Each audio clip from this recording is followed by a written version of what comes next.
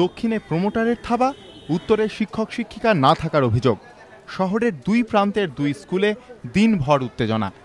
মাস তিনেক আগে দক্ষিণ কলকাতার একটি বেসরকারি ইংরেজি মাধ্যম স্কুলে ভাঙচুরের অভিযোগ ওঠে স্থানীয় এক প্রমোটারের বিরুদ্ধে। স্কুল কর্তৃপক্ষ ও অভিভাবকরা এই নিয়ে মুখ্যমন্ত্রীর দ্বারস্থ হন।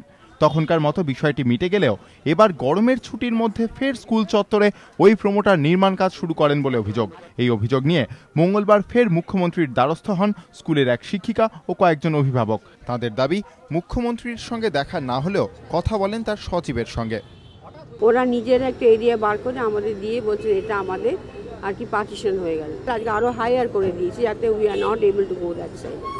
তারপরে এখানে আসার পর এখান থেকে ফোন যাওয়াতে ওরা কাজ বন্ধ করেছে। আজকে ওরা বেআইনিভাবে সকাল ভোর 4টা থেকে ওরা বেআইনিভাবে আমরা স্কুল পাঁচিল তুলে স্কুলের গেট থেকে আপনার বন্ধ করে দিয়েছে, আপনার দেয়াল তুলে আসা যাওয়ার রাস্তা ক্লাসরুম সব বন্ধ করে দিয়েছে, এমনকি জলের লাইনও কেটে দিয়েছে। স্কুলের শিক্ষক শিক্ষিকা না থাকায় ব্যাহত হচ্ছে একাদশ দ্বাদশ শ্রেণীর পড়াশোনা। এই অভিযোগে পথ অবরোধ রাজাবাজারের একটি স্কুলের ছাত্রছাত্রীদের। নেতৃত্ব দেন স্থানীয় কংগ্রেস কাউন্সিলর।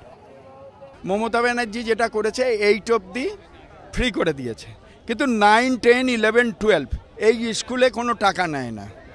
তাহলে এবার যে প্যারা টিচার যারা আছে উর্দু আজকে 20 বছর ধরে চাকরি করছে, কেউ কোনো ব্যবস্থা করেনি। लेने पड़ेगा ही लेने पड़ेगा, हम लोग को कुछ नहीं पता, हम लोग लेंगे एडमिशन। मोमी बैतुल माल भी उसी है, 600 फॉर्म भर डाल, एक 40 लड़की आराम है, क्यों हम लोग का मार्क्स कम लाए हैं, हम लोग मार्क्स अच्छा आया है। পড়ুয়াদের এই অবরোধে তৈরি হয় যানজট। প্রবল গরমে নাকাল হন অসংখ্য মানুষ।